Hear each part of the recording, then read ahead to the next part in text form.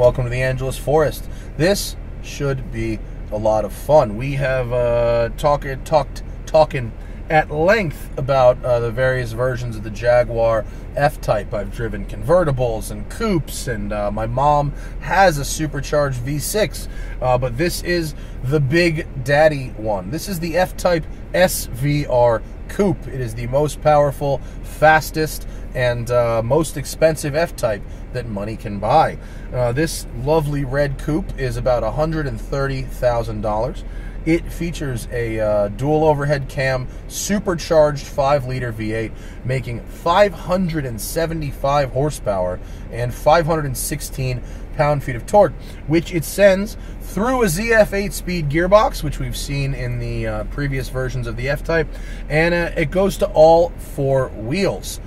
Frankly, I can't recall if I've reviewed an all-wheel drive F-Type, but I have driven them before, and I can tell you that in 99% of the circumstances you will find yourself in, the all-wheel drive car is superior. That includes 0 to 60 acceleration. This car all of a sudden goes from being a total burnout machine to a drag strip monster. The regular F-Type R Coupe, not even the SVR Coupes, was tested as low as 3.1 to 60.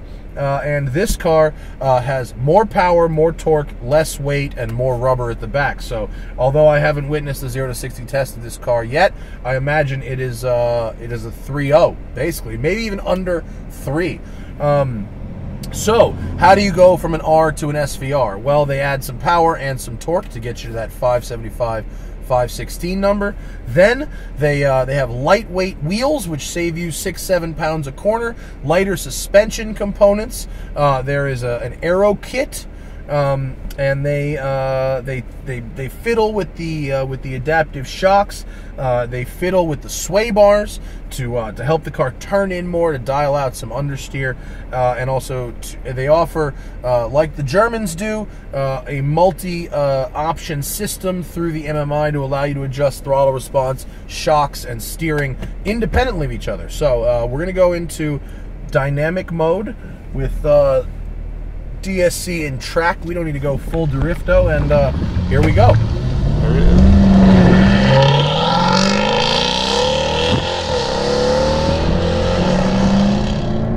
The F-Type, like they said about Spinal Tap back in the 70s, one of Britain's loudest bands. This is almost certainly the loudest car you can buy from the country of England. It's definitely louder than the Astons, now that Astons are using turbochargers. This car does not use a bunch of super fancy trickery to make the power. It's a big displacement engine.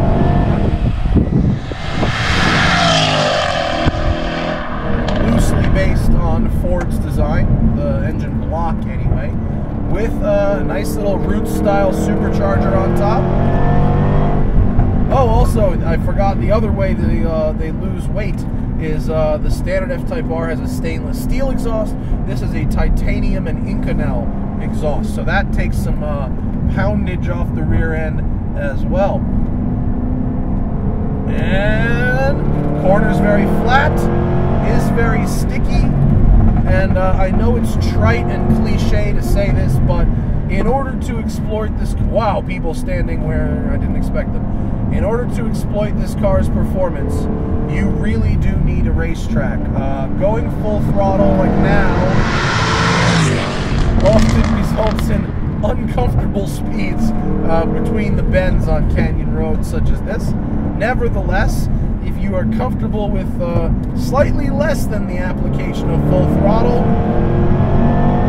although that's flat, it is quite a willing dance partner. It's 3,700 pounds and change, which is heavy, but with this much power and this much tire, you can really get her around the corner. 265 20s in the front, 305 20s in the rear. Woo! And big ass ceramic brakes, 15.6-inch front ceramic discs with a 6-piston caliper, and 15-inch rears. 15 flat with a 4-piston caliber. So this thing will, in fact, really haul them down.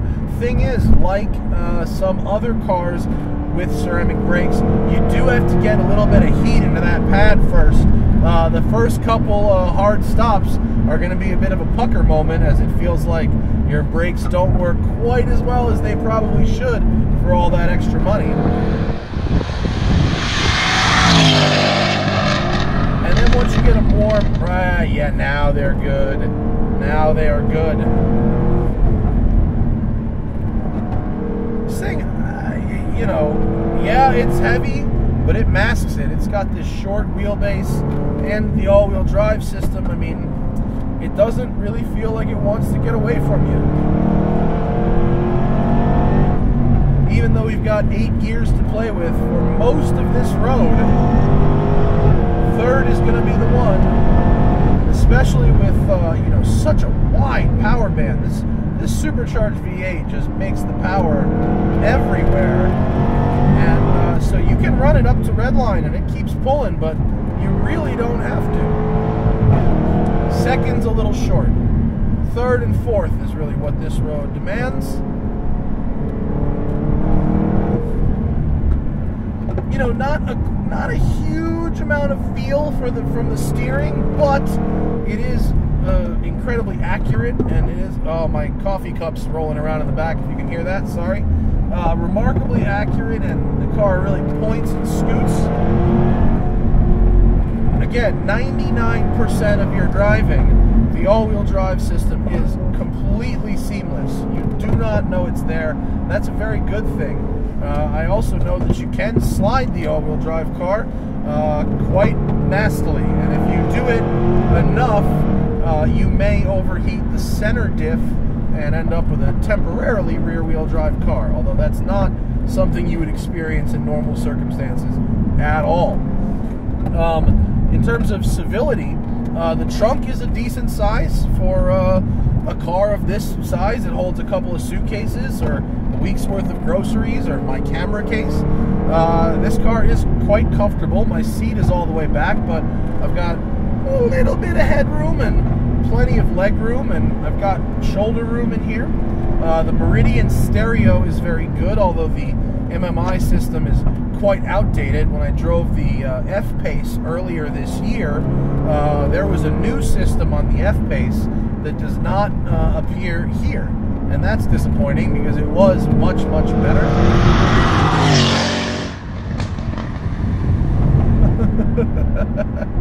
This car is so fast. So primary competitors for this thing would be AMG GTS, Corvette Z06, 911 GTS, I would say. For my money, still probably going 911. This car, because of its traditional front engine rear drive configuration, it suffers from what a lot of cars of this type suffer from, which is that if you're on smooth roads or a racetrack, stiff sport dynamic, whatever you call it, mode is good. When you then go into normal mode or comfort mode, it gets a little wallowy and soft. For me, the only car that doesn't do that at this price point is the 911. Whether you're in comfort or sport, it's remarkably composed and it doesn't feel sloppy ever. I will also say that this car, point for this car, it's got a presence. The point for this car is that when you drive this thing down the street in Los Angeles, I get a lot of thumbs up, a lot of pictures, a lot of wows. People hear it, certainly before they can see it. And it really does, while it hasn't personally wowed me with the styling, other people who aren't as jaded as me are really wowed by it, and so they find it to be really, really something special, and so I should probably recalibrate my expectations for them as opposed to them for me. Now that we're in town, I'm gonna have to end this video because I don't have any fast road left. We got down that canyon a little quicker than I expected. Overall, The F-Type SVR is a riot of a car. It makes a nice, civilized daily driver when you want it to be. It offers that really crazy soundtrack, which you can actually tone down quite a bit if you put it in quiet mode, but why would you ever want to do that? It offers features and comfort and style, and if you look at it and you go, God, I like that, then when you drive it, you're probably going to like it too. It doesn't have a lot of bad qualities or vices. Again, personally, for my money, I'm still probably buying a 911. Just because that car has a level of precision about it in its construction and in the way that it drives that so far I haven't really seen anyone else able to match that. But with that exception, this versus AMG GTS, very similar cars. It depends which you appeal to a little more. This might make a bit better everydayer than the AMG. Plus, this car stays in the mode that you've left it in when you restart it, which the AMG does not. You have to press like 6 buttons every time you have to get in that car. It's super annoying. This car also has a bigger trunk than the AMG GTS. But overall, a lot of competition in this segment, the $100,000 to $150,000 segment, and also a lot of car coming out of this segment. So thank you to Jaguar for letting me borrow this for the week. I really enjoyed it. Thank you to you for watching, and I will see you guys tomorrow.